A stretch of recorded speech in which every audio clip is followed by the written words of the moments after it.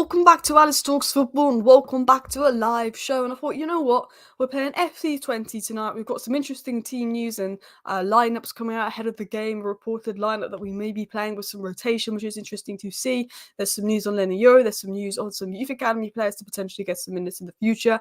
Big plans, Ruud van Nistelrooy interview, McLaren interview, talking about what Ten Hag did that Ole and Ragnick couldn't do and some of the issues at United and how Ten Hag almost made players walk home after the Crystal Palace match.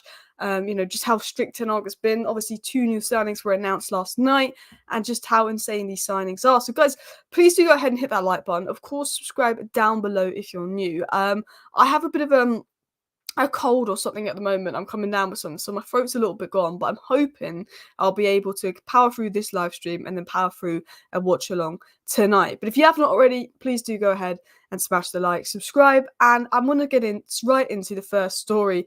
Man United will win 20-0 tonight. Gaz, I really hope we do, but FC Twente are third. I think they've scored loads of goals this season. They're going to cause us problems. FC 25 previous matches, 2 wins, 1 draw, and 1 loss. So, they've been all right lately. I believe they're third in the Eredivisie table. I don't know where they are now. They were third last week. They're fourth now. They were third last week, though. So they've been doing all right as well. They've actually got 12 goals scored so far this season, which is more than us as well, in 5 games. Painkillers and water. I've been going for ice smoothies and then water. That's the plan. But yeah, let's get into it. Let's get into the first story. Let's get into the first news. We're going to give you some updates on the youth and just the squad ahead of tonight. And then we're going to talk about the youth stars, the academy, and more. So, Toby Collier training with the first team today. No Amas and Wheatley suggesting he'll be involved tomorrow. So, Toby Collier has been spotted with the training. Amas and Wheatley played last night in the under-21s game, which they, I think, beat Doncaster on penalties. So, Amas and Wheatley featured in that game. It's a 3-3 draw. We won on penalties. We're through to the next round in the EFL Trophy for under-21s. Dan Gore was in the Manchester United squad for the under-21s last night. And I just think I'm going to quickly address this because I think this is really important. Dan Gore has not played minutes since January. Dan Gore, Kobbie Mainoo and Garnacho. 2 years ago, I made a video saying, and this is over 2 years ago, we won the Youth Cup April 2022. So 2.5 years ago, I made a video. And I said, if there's 3 Man United stars from the academy that I think will make it, I said it would be Kobbie Mainoo, Garnacho and Dan Gore. And that was based off watching about 5 games in the Youth Cup because I watched the final 5 games. Those 3 players would stand out. Garnacho obviously made it in the Ten Hag's first season. Mainoo made it in Ten Hag's second season. It looks like Collier or Amas is going to get the opportunity in Ten Hag's third season. But that's what I said when watching United. And Dan Gore obviously was really exciting player. Then he went out on loan to Port Vale, was going to get minutes, and then he got injured. So Dan Gore being back and involved with the under-21s is just good to see for him, his development, his career development. I don't know if he'll get into the team like Mainoo and Garnacho did, but just to tell you about how Dan Gore, he was in at 18, 19, he was in that category for me with Mainoo and Garnacho. I was always really impressed by him as well. Amas and Wheatley, they'll probably get maybe minutes in the if we draw like a Wigan in the FA Cup, maybe second half of the season. Ten Hag said that he wants Amas to have a few months in the academy to develop physically. I would have had Amas on the bench versus Barnsley just because it would have been nice to have an actual left back on the bench versus Barnsley, so we're not playing centre backs at left back. I would have personally had Amas on the bench versus Barnsley, but I think Ten Hag is saying Amas needs 2-3 months to develop physically, and that after Christmas, Amas could be getting some opportunities on the bench as well. It's still the Dutch league. We should be winning by at least 2 goals. I agree. I mean, look, Ajax have beaten Real Madrid. Ten Hag did that, actually. And, we've seen that, Dutch teams can cause you problems. Ajax, Feyenoord, PSV in the past. I think PSV made it difficult for Arsenal in the Champions League. But I think if it's not PSV, Feyenoord or Ajax, you expect to be winning by 2 goals. But, Acid Alkmaar was a difficult team in the Europa League before. That there's definitely quality there. And Ten Hag is an FC 20 fan, so hopefully he doesn't deliberately put some bad tactics out, someone said. I don't think he would, if anything, because he's an FC 20 fan. He'll understand how they play maybe better than anybody else. You never know. Højlund should start tonight. I'd like to see both Højlund and Xerxes, believe it or not. We will talk about the lineup, and I will tell you who I think is going to start, what the leaked lineup is going about, which actually does not have Højlund starting in the leaked lineup. And more. 21 5-0 on Sunday, but the opposition had an XG of 2.5. But you know what's crazy is will have an XG of 2.5 and probably not score this season. I think we had that in Crystal Palace. So it is what it is, isn't it, as well? Someone on Twitter said Ruud should manage the game. I mean, Ruud's assistant, he can help 10R, but I tell you what, I see elements of what Ruud van Nistelrooy did at PSV, at United so far. You know, the intricate patterns of play and attack. We saw that with Ruud van Nistelrooy at PSV, so I definitely think Ruud van Nistelrooy is bringing some stuff to United. But let's continue on. So, yesterday, finally, James Overy and Lascelles were announced, official photos taken, official club announcement. Now, they arrived in Manchester a week ago. It's taken a while to announce these deals. We signed Kone, who was announced right away because of international. We signed Overy, Lascelles, and we also signed Obi Martin. Now, we're still waiting on Obi Martin. I will talk about that in a second and what the delays are. But Overy and Lascelles have obviously been announced as United players. Finally, we've been talking about this for 2 weeks, but finally announced. Overy is a very attacking offensive right back from Australia, a very exciting talent. And Lascelles is a versatile two-way dynamic winger, more like Garnacho, very direct, very quick, been compared to Nico Williams in terms of his stylistic play. And apparently, he's just as good as talent as Obi Martin. We talk about Obi Martin and his ridiculous goal-scoring numbers, but apparently he's just as good a talent as Obi Martin. So, you know, those two signings have been announced. It was said official Samuel Lascelles joins Manchester United. I've done videos talking about him, maybe touch upon that later on. And then James Overy himself said, happy to sign for my boyhood club, Manchester United. I'm excited for the future. So Overy is a right back. Lascelles is predominantly a left winger, but he can play right wing as well. I love his name, Overy. I mean, I don't know if I'm even saying that right, if I'm pronouncing it right as well.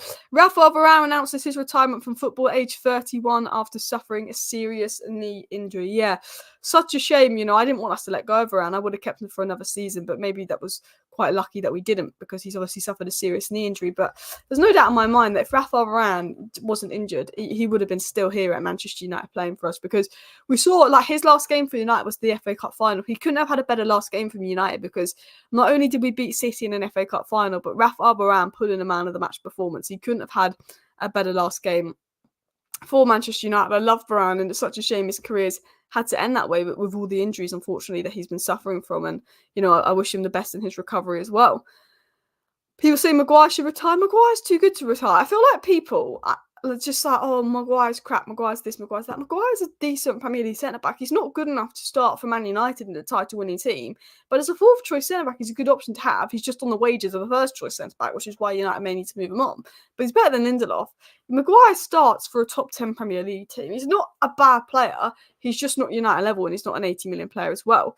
Guys, interesting. So here are the players that could be involved from the academy in today's match. So I'm going to list this up here quickly, and we will talk about Obi Martin and a few others in a second, but these are sort of the players that listed that could be involved official.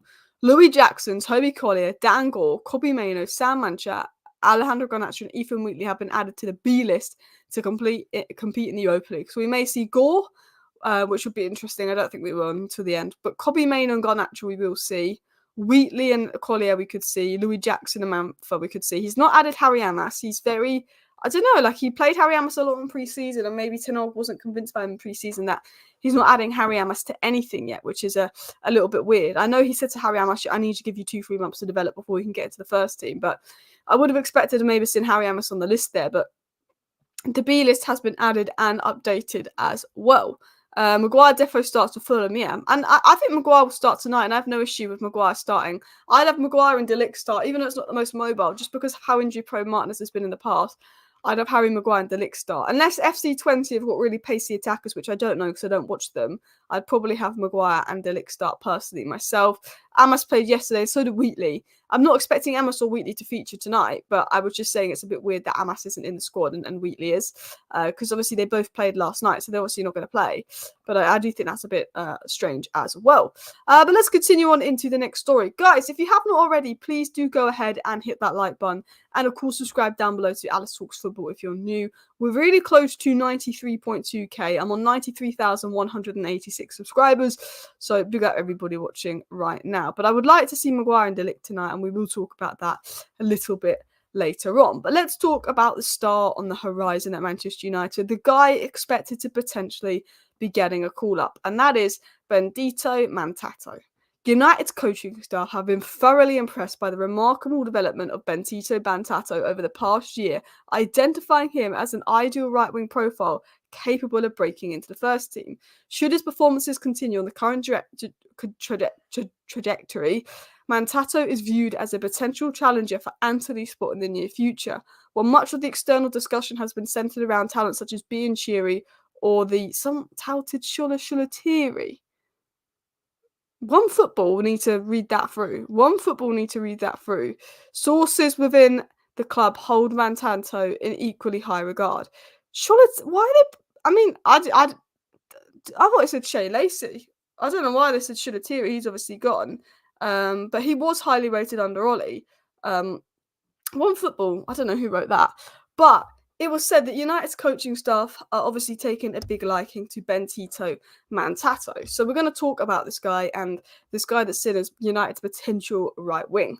Exclusive, Benito Mantato has officially agreed and signed a scholarship deal, including pre-professional terms to remain at Manchester United. There was approaches made by Arsenal, Newcastle, Tottenham and Chelsea for the talented winger. So just to talk about how talented this guy is, and he's been on fire for the United under-18s this season. He's been unreal. He got a goal in the last match. He's been unreal for United under-18s. In the summer, you know how we signed Obi Martin and Arsenal are fuming. Arsenal tried to sign him.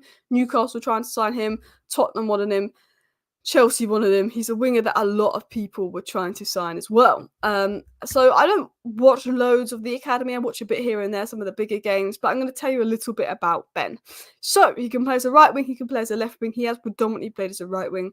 And according to Scouting Eyes, his strengths include pace, dribbling, creativity, goal scoring, instinct attacking, flair, vision and technique. He's left-footed and he's been compared to Vinicius Jr. with a 9.2 rating. He likes to play on the right wing and cut in onto his weaker foot, but he's a very direct player. Now, if you look at sort of what Ten Hag wants from his wingers and what Ten Hag wants from Anthony, stylistic profile of Mantato really does suit what Ten Hag wants. A touchline, flary winger with blistering pace, sort of left-footed right winger. It is what Ten Hag wants in his right winger. So he's definitely someone to watch, because when you look at what Ten Hag wants in his wingers, when you look at Ten Hag wants in his right winger, if you look at the profile, he's very suited to Ten Hag in the future. And he is lighting up the academy as well. Big up JT saying hit the like button, guys. What about the kid from Palace, LaSalle? Who's better? I think LaSalle was better now. But I think it'll be interesting to see how they compete, because LaSalle normally plays on the left. This guy normally plays on the right. I think LaSalle will be our left winger. This guy will be our right winger. Lacey will be our number 10. Bianchiri will be the striker. There's some really good talents in the academy. De Ligt, Lenny, Yoro, Martinez, dangerous trio of defending. I agree as well. Mantato has been playing really good last season. He was unreal last season, and that's why he caught the eye of a lot of people. But this season, he's hit a new level as well. He's not added to the B list because he hasn't been in the United Academy for 2 years. Oh, yeah, that is true. You're absolutely right. That's me having a brain fart. You have to be there 2 years because he was signed last year, wasn't he? He was signed, but Bianchiri was signed last year as well. Him and Bianchiri were signed last year. So you're absolutely right. Collier could come on the second half.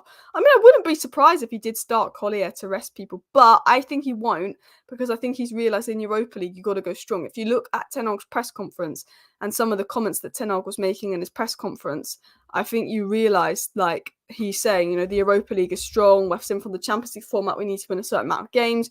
He obviously really respects and rates FC20. He's an FC20 fan. He'll know it'll be a difficult game. So I think he will go strong. Now, it's been said that Ugarte is set to start tonight, and we will talk about that later on as well.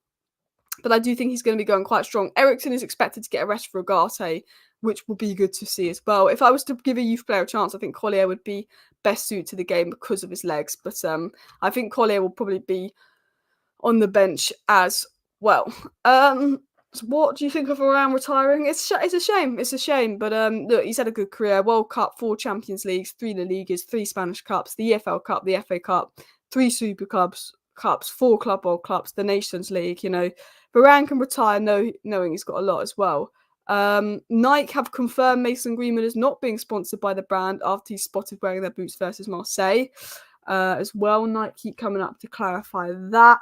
Man United, if Mason Greenwood does well at Marseille and they sell him, United will get big money as well. We've got 50% sell-on clause, and there's some big clubs looking at Greenwood with 5 goals in 5 games at Marseille, which means United could make another 15, 20, 30 million from the Greenwood deal as well. But let's dive into some more news. Let's dive into some more stories as well. Ugarte and Eriksen would be nice. Yeah, it would be nice, but I think Eriksen needs to rest. He hasn't got the legs to play too many games as well. Ugarte's a fighter, absolutely favourite as well. Yeah, 100%. Let's go into the next story. So, we've been talking a little bit about the Academy stars, and one of the guys with a few question marks around him is Chido Obi Martin. A lot of people have been saying, Alice, what is going on with Chido Obi Martin? What is going on? Why is he not done? You know, Kone's done, Lascelles done, Overy's done. Why isn't Obi Martin done? Why is this deal taking twice as long to ratify as the other deals? And to be honest, it's because Arsenal are making it difficult. That's why. He scored 500 goals for Arsenal throughout the academy. You know, he got he got like 18 appearances in the league with 34 goals. He's an unbelievable goal-scoring talent. 32 goals for Arsenal's under-18s last season, which was a record-breaking number. He started the under-16s and only became first choice for the under-18s in the new year, where he scored 28 goals in his last 9 matches at 16 in the under-18s. Obi Martin, getting 7 goals versus Norwich in one game, getting 28 goals in his last 9 matches for Arsenal at youth level. Absolutely insane Haaland level numbers as well. Now, it's been said that hearing that United are ready to push even further for Premier League approval and official steps to finish the Obi Martin signing by October, various factors involved in United are now fully focused to sort it out. It's the priority. Arsenal obviously wanting compensation, which is making the Obi Martin deal difficult, but United are pushing to get that deal done and over the line. You're forgetting about Ahmed Ibrahimov. Oh, I love Ahmed Ibrahimov's fantastic. He's like just 2 years younger than everyone else we're talking about. People forget how young he is and his time will come. He got 2 assists off the bench for the under-18s at the weekend as well. Honestly dislike when we compare our academy players to superstars. Feel like that's unreasonable expectations. That said, I really rate Mantanto's excellent. Yeah, I know what you mean. I think it's more of a stylistically compare. You'd stylistically compare Lascelles to Nico Williams in style and Mantato to Vinicius Jr. in style. I'm not saying that they're going to become that level, but it's style. You know how Lucas Bergvall was, Tottenham brought in, has been compared to De Jong in style. Obi Martin, I guess he's a goal scorer. I wouldn't actually compare him to Haaland in style, but he's a clinical goal scorer as well. But I think it's mad that he got 28 goals in his last 9 games, apparently, for the Arsenal Academy. But Arsenal want some compensation. Arsenal making it difficult, apparently. But United's full focus is to get this deal over the line and approved, basically, as well. They're still waiting for the approval. They're pushing for it. And I think it should be approved soon. United are confident the deal's going to happen. Everything is done. He's going to join United. But it's just a mix of things as well.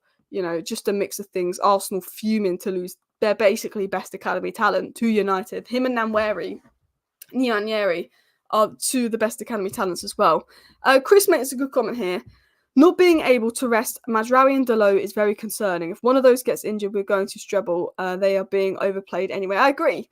And that's why I would have liked Harry Amas to just be given an opportunity versus Barnsley to see. Because I don't want to see Lindelof at right back. I don't want to see Martinez at left back. I absolutely agree. So, for me, we just could hope they make it to the October international break absolutely fine and back. Luke Shaw and Malacia will be back after the next international break. Luke Shaw could be back before the international break, but I don't think he'd be ready to start even if he is back as well. But let's talk about Lenny Yoro, because Lenny Yoro's return is on the cards. There's a lot of talk about Lenny Yoro's return, so I do want to get into these stories, and then I want to get into some interesting quotes from Ten Hag, why Ten Hag nearly kicked certain United players out, and I want to talk about our lineup versus FC Twente tonight. But Lenny Yoro was asked to describe himself. He said, I try to be smart on the pitch, play with my head, understand the game and the opponents, be calm with the ball, and when I defend, I watch videos of attackers to understand their movements, how they receive the ball. That's what he said. He's a clever player, a John Stones kind of player, a Virgil van Dijk kind of player, a bit of both of those mixed in. Now, this is what's been said on Lenny Yoro. What are United's plans for Lenny Yoro? Because there's some rumours saying he'll be back in 3-4 weeks, and some rumours saying no, it's going to be another month. So let's talk about Lenny Yoro, the plans for Lenny Yoro, and a couple of chats going around about him.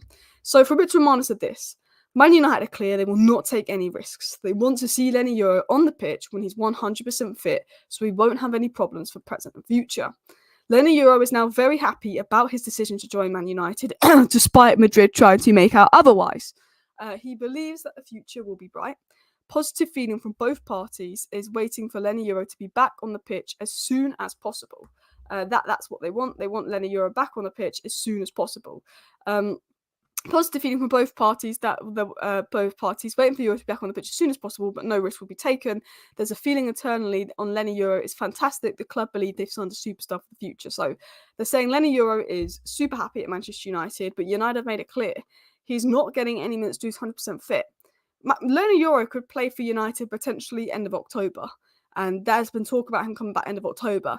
But United are thinking more November time, mid-November, to make sure that he's really ready to play, because we rushed Martinez back, we rushed Casemiro back, we rushed Luke Shaw back last season, and they got even more injured. And Ineos have been doing a lot of injury prevention work to try and stop that. It was said by Samuel Luckhurst, a huge amount has been done on data analysis to reduce the number of injuries. The player workload and training is analysed in detail, but United are now giving other players more times out and doing more injury prevention work to try and make sure that when players do come back from injury, we don't risk re-injuring them, which is why they're going to be really careful with Lenny Yoro. Hopefully this injury will benefit everyone in the long run. It reduced the pressure for him to start every game and gives him that extra time to bed into Manchester. And I guess that's the most positive way we can look at it. You know, De Ligt was always going to probably start over him and stops people saying, why isn't Yoro starting? And I guess it eases the pressure off him. So people say he's coming back from injury, he's going to be moulded in slower. I think especially at United, because Lenny Yoro said, like, it's a bit scary because, you know, he didn't realise how big, he knew Man United was big, but he said you don't realise until you're in the club how big it is. And Lenny Yoro spoke about how scary it is that he's playing for such a big club. So I think, or something along those lines. So I think it is good to gently mould him back in as well. Nubes says, seeing how comfortable Yoro was on the ball, I wouldn't mind seeing him playing at DM. Casemiro shouldn't be playing regularly anymore. I get what you're saying, but I think he's more of a John Stones. He's more of a, you play him at centre-back but can move into DM like Pep does. You know, how he almost steps up into the pitch as a DM. I think he's not someone when you start as DM and think, yeah, we're going to play a 4-3-3 with Lenny Yoro as the holding DM. But how John Stones is used sometimes in midfield, Lenny Yoro definitely has the capabilities to do that. He has elements of John Stones and elements of Virgil van Dijk in him, I think, as well. Yoro will be on the sub beds eventually for a few games, coming on around 15 to 20 minutes, break him in gradually as well. Yeah, I think if an injury does happen to two centre-backs, Lenny Yoro may be starting more, but I think until injuries happen, until there's major need for rotation, he's going to be gently and slowly settled into United as well. A similar time period to Kobbie returning last season as well. Yeah, Kobbie Mainoo had a fantastic pre-season, got that injury, and to be fair, you know, he played a few games with the academy and then he got thrown in the Everton game as well. So I think, you know, we can see with Kobbie Mainoo, he rose to the occasion. And I think Lenny Yoro, I think like Mainoo, he'll rise to the occasion. I think he's such a good player that he'll need to be bedded in, but I think he's going to be a fantastic signing for United. United are so happy with the Lenny Yoro signing. You know, this could be one of the best bits of business we've done in a while. There's a reason that Real Madrid were looking at him. Shaw should take some time to recover. Yeah, I'd rather Luke Shaw come back after international break if that means there's no risk of him getting re-injured as well. Big up Diego in the chat. He's just put the link to the Football Content Awards voting. Already mentioned this a couple of times before, but please do go ahead and vote for me in the Football Content Awards if you haven't already. It'd be greatly appreciated. There's people like Fabrizio Romano in my category, so I don't expect to win. So I'm just like pushing people to vote if you haven't voted already. See how we can do. But I've been voted for Best Influencer. I've been nominated for Best Influencer, Best in Video Individual, and Best Club Content Creator Premier League. So there's a link there in the live feed. It'd be greatly appreciated if you do vote for me in the Football Content Awards, or do that after the live show. We have Evans to come on instead of Shaw, but he's left centre back. To be fair, Maguire is DM, absolutely not, absolutely not. Maguire is striker, I'd rather see. Do you remember that game when we had like no Martial, no Ronaldo, no Weghorst, and we're chucking Maguire on a striker and lobbing the ball up as well? Yeah. Big up everybody in the chat. So let's continue on into some more comments, some more interview quotes, some interesting things that's been said. So first of all, Ruud van Nistelrooy, he said, I was in talks to manage a lot of clubs. I already had my staff. Then I got a phone call. Eric Ten Hag called me and I loved the idea. Ruud van Nistelrooy almost took the Burnley job. He had a lot of calls with people. He already had a staff and coaching team organised. And then Man United come in and he's saying, you know what? I'll put management off for a few years. I want to work at United as assistant coach. And he probably knows if Ten Hag sat, he's going to be the interim manager of Manchester United, which is probably like his dream job. So that was what Ruud van Nistelrooy said. But I want to talk about Steve McLaren, who left Manchester United to become Jamaica manager. But Steve McLaren has spoken about the discipline issues at Manchester United that were present before Ten Hag came in, when Ten Hag came in, and how they've changed. And I thought some of the things that Steve McLaren said in his interview was really, really interesting. So I want to get into this, and then I will get back into some live chats in a second. But this is what Steve McLaren said. He said discipline was important, standards were important, behaviour was important. That's what Ten Hag brought. Some people didn't like that, but he never backed down. That's his strength. McLaren then said on Ten Hag, I can't fault his approach. I said this at any time. He was the man for the job. He came in with standards, rules, a way of playing. You don't run, you don't play. He was very strict about that. Like the Dutch, he knew what that was the right thing to do. There couldn't be any flexibility. The players could shrink that responsibility. So we talk about how discipline and standards were important to Ten Hag, and that rules was a way you don't run, you don't play, and that he was strict about that. And he said that certain players didn't like Ten Hag, Sancho, because he was very much, you don't run, you don't play. You don't work hard enough in training, you don't play. And that's ultimately sort of what happened with Sancho and a few other players at United. He was very strict when it came to discipline. And now, obviously, this did result in him falling out with some of the bigger names at Manchester United, and maybe that's something he needs to work on. But I do think the dressing room now is probably the best it's been. I look at the dressing room that Rangnick had and some of the egos and characters in there, and I look at the dressing room now, and I don't think there's one player at Man United that I look at and think they're a dressing room problem. I don't think there's one player right now at United that I think would cause issues in that dressing room. Not one. Not like I can't think of anyone on the top of my head that I'm like, he's going to cause issues in the dressing room. I can't. I really, really can't. Steve McLaren then said, with Ineos, I see a great future for United. I think they're behind Ten Hag, and if they keep going like that and stick together, United will be successful.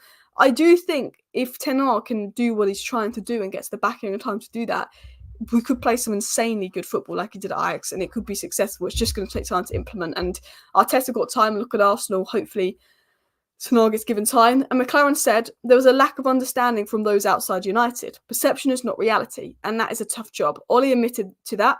Rangnick similar. Someone had to come in and steady the ship at least. I have to say, with Ineos, I see a great future for United.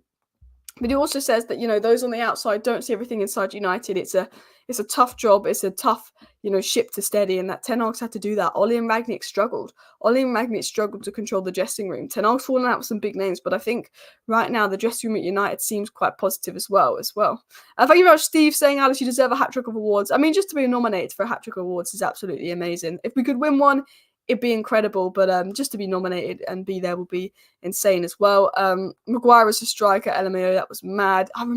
It just shows, when people were like slagging United off, mate, the manager's having to play Maguire at striker. Like, sometimes you need to give him a rest as well. But let's continue on into the next story. McLaren revealed some stuff about that 4-0 defeat to Palace, which was definitely the worst game of last season, the defeat to Paris. 100% the worst game last season was the defeat to Palace. It was horrific as well. But this is what he said. McLaren on the 4-0 defeat to Palace. We were nearly walking home from Crystal Palace. People realise we have got to win the next game. It was such a bad time after that game. Eric, the staff, the players, how we turned it around to beating City and winning the final 2 Premier League games. And many years of football, I've seen nothing like it. And it's mad. That I think obviously having Bruno come back in after that game massively helped.